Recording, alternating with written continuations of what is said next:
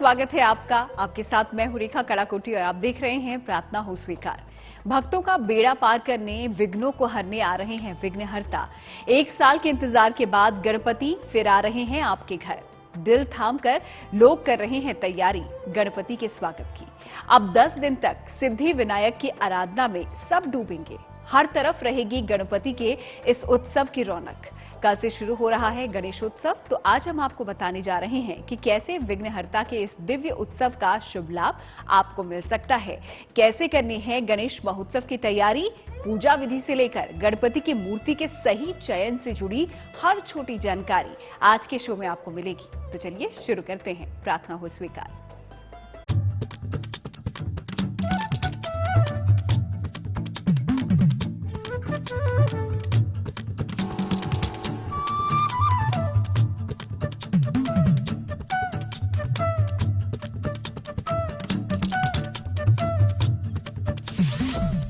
दूर हो जाएंगी सारी बाधाएं,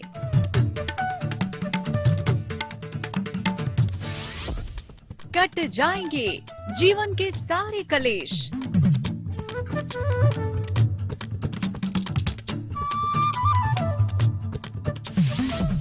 भक्तों का करने कल्याण।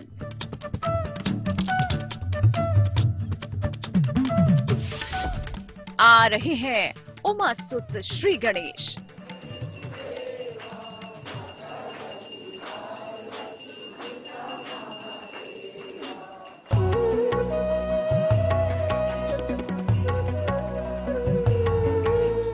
कर लीजिए विघ्नहर्ता के स्वागत की तैयारी।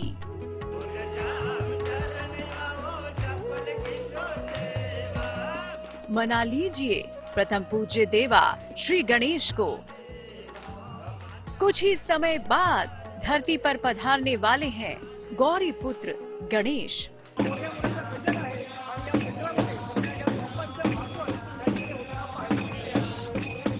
एक बार फिर से खुशी में झूमते गाते भक्त अपने घर बाप्पा को विराजित करेंगे।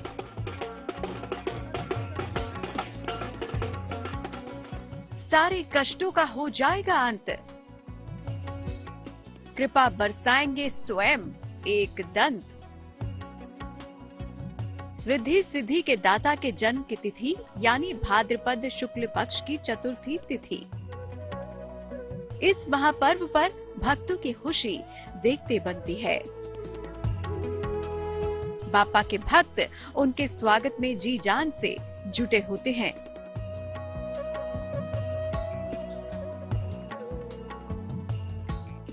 माना जाता है कि चतुर्थी से लगभग 10 दिनों के बीच भगवान गणेश धरती पर रहते हैं और अपने भगवान को धरती पर पाकर सभी भक्त निहाल हो जाते हैं।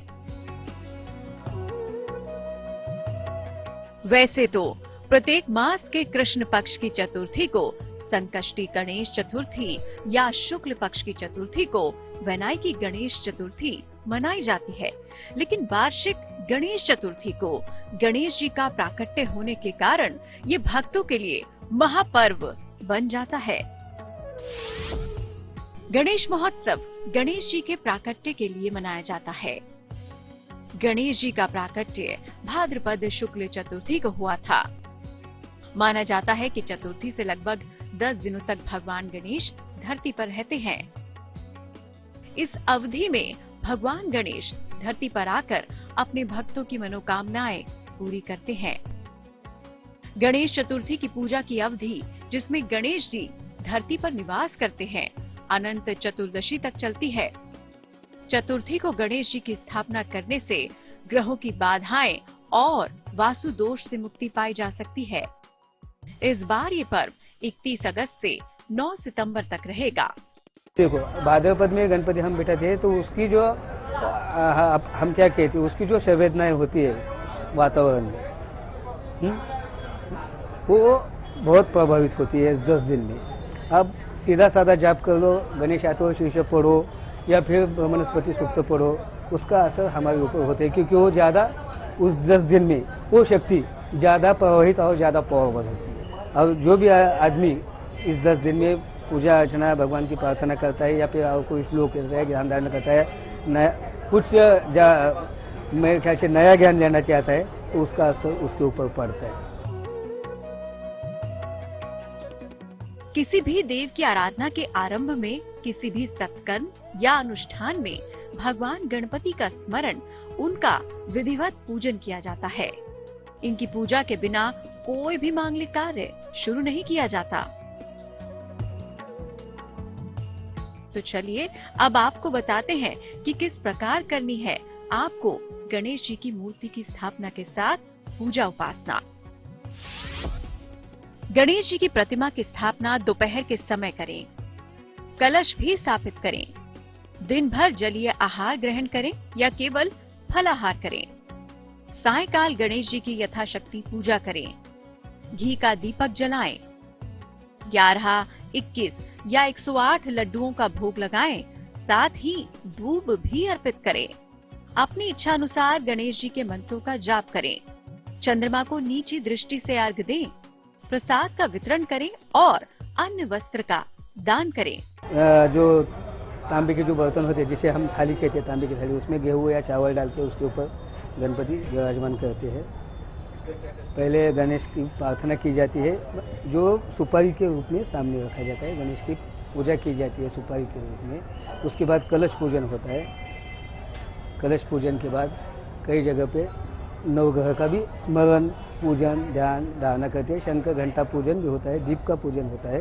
उसके बाद षोडशोपचारी पूजन गणेश जी का होता है। मतलब पानी, दूध, दही, घी, शहद, शक्कर, फूल, धूप, दीप से पूजन होता है। अभिषेक अथर्वशीर्ष से कई जगह पे अभिषेक होता है। कई जगह पे ब्रह्मणस्पति सूक्त का अभिषेक करते हैं। फिर भगवान गणेश को पत्री चढ़ाए जाते हैं, जो 21 होती है पत्री। वो पत्री चढ़ाने के बाद भोग दिखलाया जाता है। किसी मीठे गुड़ खोबरे का हो या फिर किसी मिठाई को भोग लगाया जाता है। और भोग लगाने के बाद आरती, मंत्र, पुष्पांजलि। अब 10 दिन के लिए बापा हमारे बीच में विराजमान होते हैं। गण का अर्थ है वर्ग, समूह, समुदाय और ईश का अर्थ है स्वामी। शिवगणों और देवगणों के स्वामी होने के कारण इन्हें गणेश कहते हैं। हर साल आते हैं विघ्नहर्ता और भक्तों के साथ रहकर उनके सुख दुख का हिस्सा बनते हैं। मान्यता है कि इस दौरान गणपति अपने भक्तों के सभी दुख और परेशानियों का अंत कर देते हैं।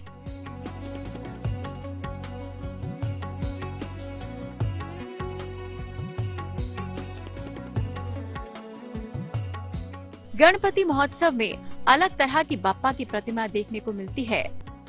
घर घर में हो जाता है गणपति का वास।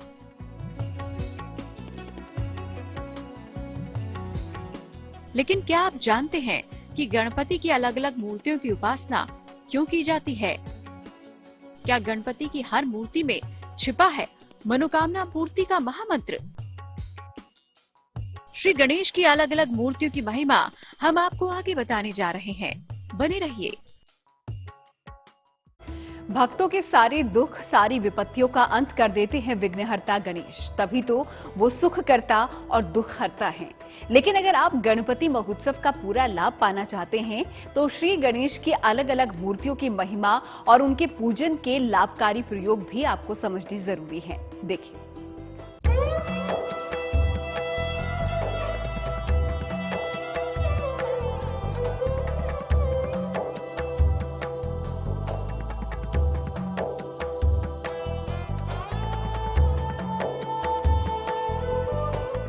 गौरी नंदन लाएंगे खुशियां परंपार।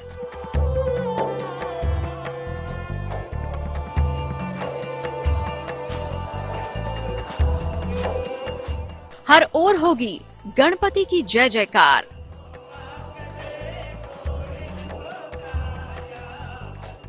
गणेशोत्सव का आरंभ होने वाला है।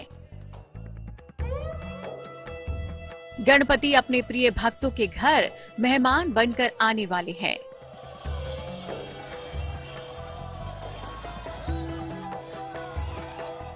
सृष्टि में सकारात्मक ऊर्जा का संचार बढ़ने वाला है। इस परम शुभकारी मुहूर्त में क्यों न गणपति के आने से पहले गणेश चतुर्थी से जुड़ी उन जरूरी बातों के बारे में जान लें जिनसे ये उत्सव और भी खुशहाल और चमत्कारी प्रभाव वाला आपके लिए हो सकता है। जो दुर्वा बहुत प्रिय होती है, वो एक प्रकार की वन औषधि है।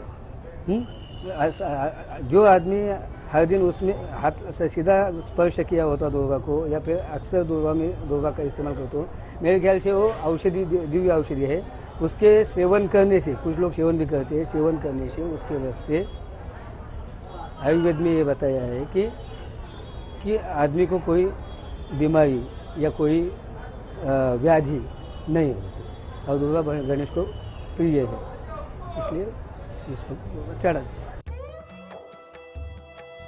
शीघ्र प्रसन्न होने वाले देव हैं गणपति, इसीलिए छोटी सी पूजा से भी उनकी कृपा का प्रसाद पाया जा सकता है। लेकिन क्या आप जानते हैं गणेश जी की अलग अलग मूर्तियाँ अलग अलग तरह के परिणाम देती हैं? अगर आप बाजार से मूर्ति लाते हैं, लाने के बाद दिन भर कभी भी नहीं कर सकते, जो टाइम दिया होता है राहुकाल छोड़ के, उसी वक्त गणेश की स्थापना करनी चाहिए। मूर्तियाँ तो मिट्टी की होनी चाहिए। आप जब घर लाएं गौरी नंदन को, तो उनकी मूर्ति से जुड़ी कुछ विशेष जानकारी भी पहले जान लीजिए।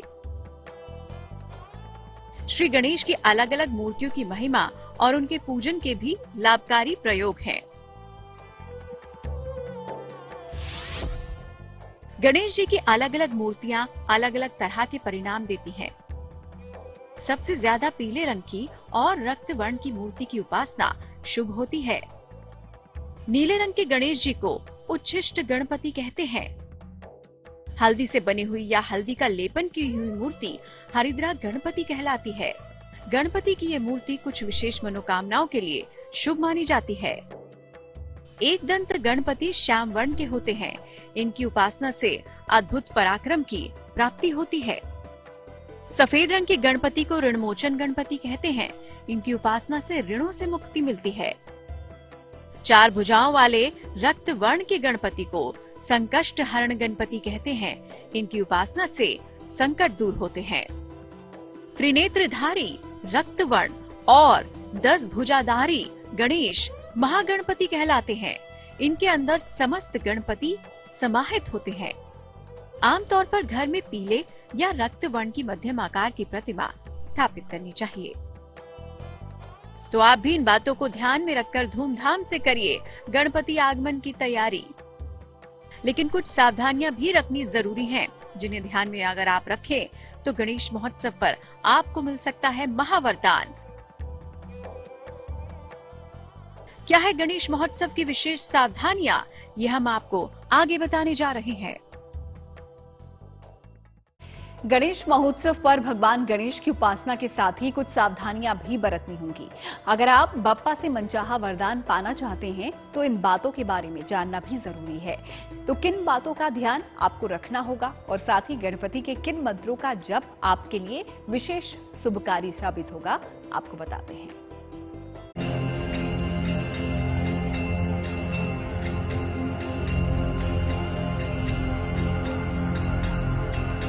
प्रथम पूज्य है सिद्धि विनायक। वो बुद्धि और ज्ञान के देवता हैं। विघ्नहर्ता है बप्पा। श्री गणेश की कृपा हो तो दूर हो जाती है सारी विपत्तियां।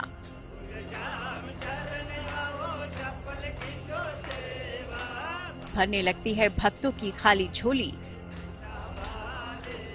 संवरने लगती है जिंदगी। गणपति महोत्सव के दौरान पूजा उपासना से तो लंबोदर प्रसन्न होते ही हैं, लेकिन अगर आप श्री गणेश की असीम कृपा पाना चाहते हैं तो कुछ बातों का ध्यान रखना बेहद जरूरी है।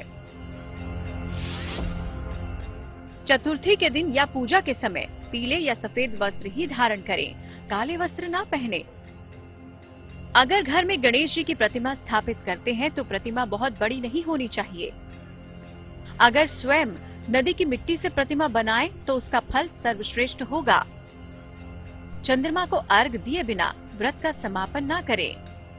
नजर नीची रखकर ही अर्घ दें। गणेश जी को कभी भी तुलसी दल ना चढ़ाएं। क्रोध ना करें और वाणी पर नियंत्रण बनाए रखें। आपने विघ्नहर्ता के पूजन की विधि जान ली, सावधानियां भी जान ली। इसके साथ ही पूरे गणेश महोत्सव में अपनी आवश्यकता के अनुसार मंत्र जाप भी किया जा सकता है। तो कौन से हैं गणेश महोत्सव में पढ़े जाने वाले गणेश जी के अचूक मंत्र? सभी प्रकार की बाधाओं को दूर करने के लिए ओम गम गणपतये नमः। शिक्षा में सफलता के लिए ओम गम गणपतये वरवरद सर्वजनम में वशमान्य स्वाहा।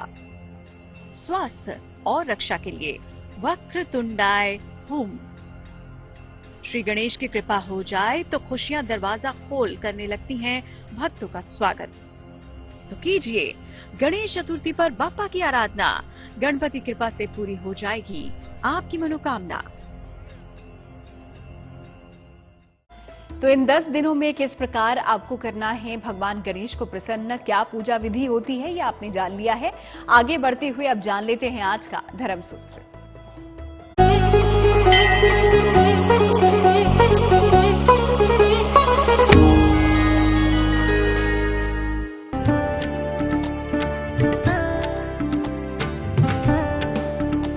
हनुमान चालीसा की उत्पत्ति राजा अकबर के दरबार में हुई।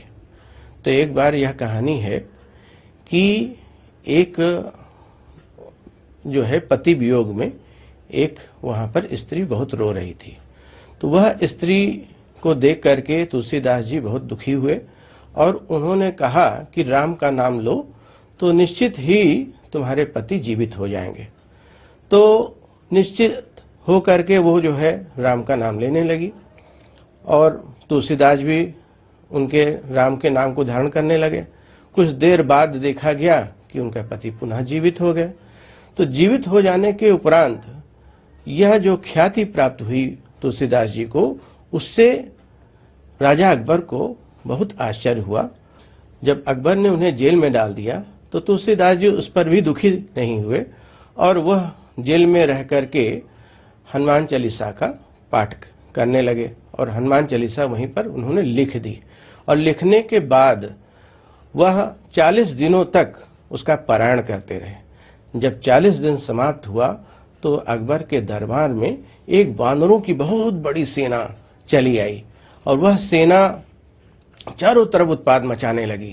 तो अकबर समझ गए कि निश्चित ही यह हनुमान जी का ही करिश्मा है जिसके कारण से वानरों का उत्पात हो रहा है और उसमें तुलसीदास जी जरूर उसमें कहीं न कहीं रूप में विराजमान है। तो उन्होंने तुलसीदास जी को बुलाया और कहा कि प्रभु, मैं आपको नहीं पहचान पाया था और आप अपने स्थान को जाएं, मुझे क्षमा करें, मैंने आपको जेल में डाल दिया था। इस प्रकार से तुलसीदास जी ने अकबर के जेल में रह करके हनुमान चालीसा का रचना करी है। प्रार्थनाओं स्वीकार में आज का हमारा सफर यहीं पर समाप्त होता है। फिर होगी आपसे मुलाकात, लेकिन अच्छी खबरों के लिए आप देखते रहिए गुड न्यूज टुडे।